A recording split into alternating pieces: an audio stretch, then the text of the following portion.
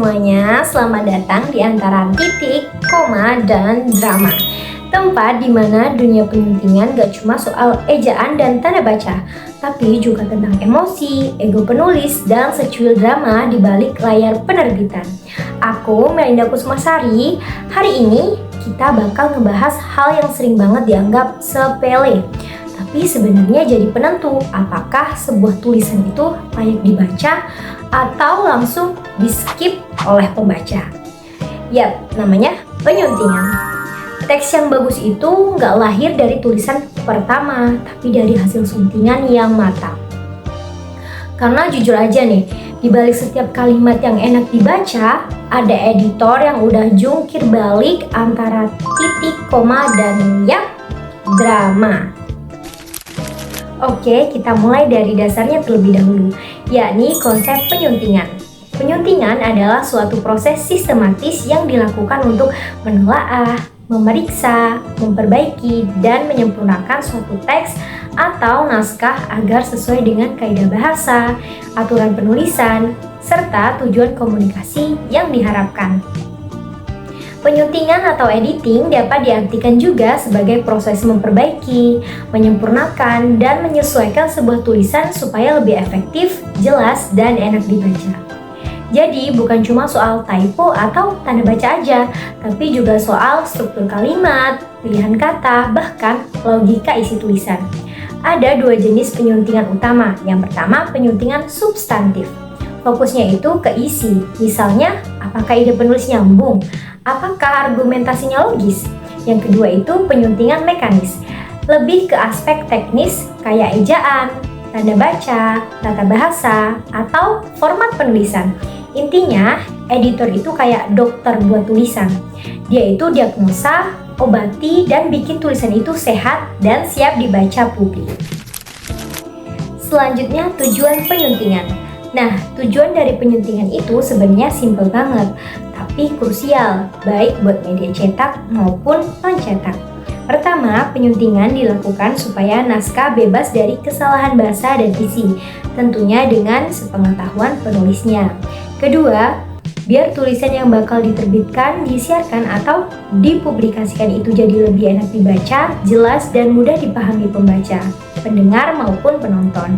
Ketiga, editor juga berperan sebagai jembatan. Dia yang bantu menyalurkan ide dan gagasan penulis ke audiens dengan cara yang paling efektif. Dan terakhir, sesuai kode etik penyuntingan, tujuan utama seorang editor adalah mengolah naskah sampai benar-benar layak terbit sesuai standar dan ketentuan dari penerbit. Intinya, penyuntingan itu bikin teks jadi jelas, efektif, dan komunikatif.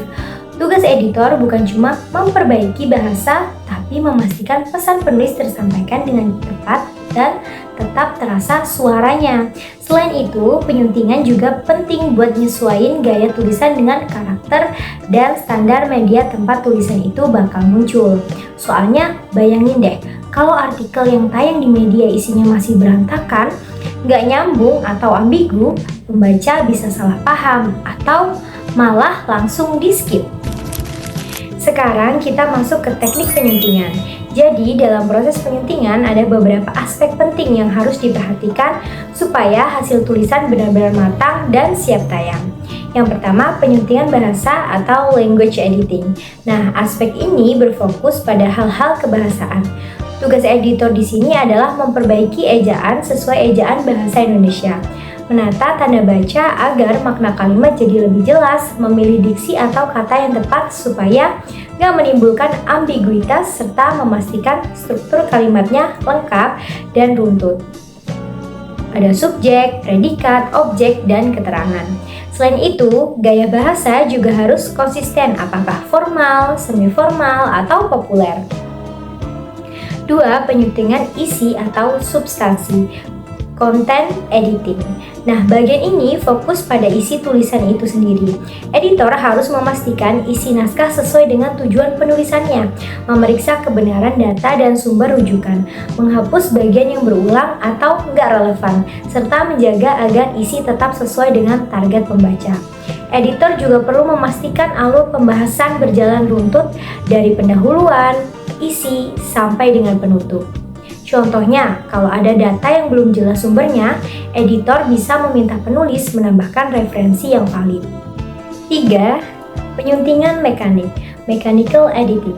Kalau yang ini lebih ke hal-hal teknis dan format naskah, termasuk di dalamnya konsistensi penggunaan singkatan, istilah, dan huruf kapital, kesesuaian format daftar pustaka, catatan kaki, atau sitasi sesuai pedoman misalnya APA, MLA, atau Chicago, serta penataan tata letak seperti margin, spasi, jenis, dan ukuran huruf, hingga penomoran bab atau tabel.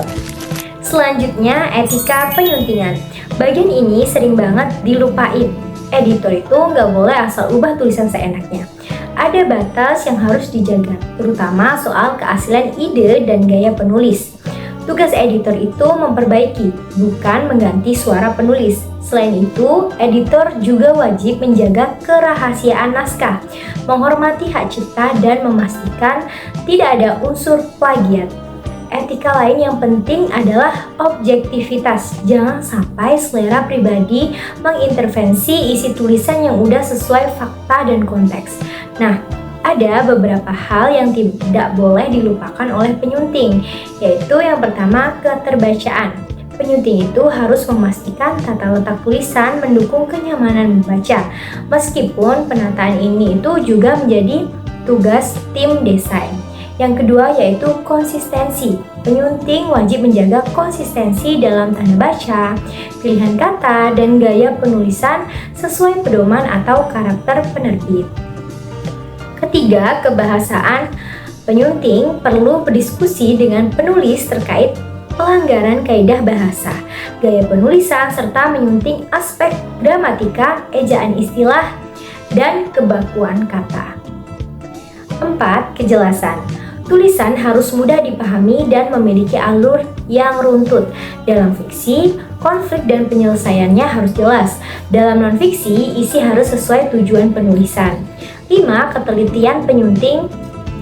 Penyunting wajib memeriksa keakuratan data baik dalam tulisan fiksi maupun non-fiksi, terutama jika mengandung unsur sejarah.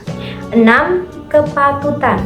Tulisan harus bebas dari plagiarisme dan tidak menyinggung sara atau pihak tertentu secara negatif. 7. Ketepatan penyunting. Penyunting memastikan semua elemen tulisan lengkap seperti sampul, identitas penulis, daftar pustaka, dan waktu publikasi, sesuai format media penerbitnya. Nah, itu tadi adalah pembahasan dari konsep, tujuan, teknik, dan etika penyuntingan. Jadi dari obrolan kita hari ini bisa disimpulkan kalau penyuntingan itu bukan sekedar ngedit teks, tapi proses kreatif yang bikin tulisan punya nafas, ritme, dan makna. Tanpa penyunting, tulisan bisa berhenti di titik, tapi dengan penyunting, tulisan bisa terus mengalir, kadang dengan koma, kadang dengan sedikit drama. Oke, segitu dulu episode antara titik, koma, dan drama kali ini. Kalau kamu pengen jadi editor yang tajam, tapi tetap punya rasa, teruslah baca, latihan, dan berani nyunting. Bahkan, karya sendiri yang disunting. Sampai jumpa di episode berikutnya. Dan ingat, di balik setiap tulisan yang hebat, selalu ada penyunting yang bekerja diam-diam, tapi berdampak sangat besar.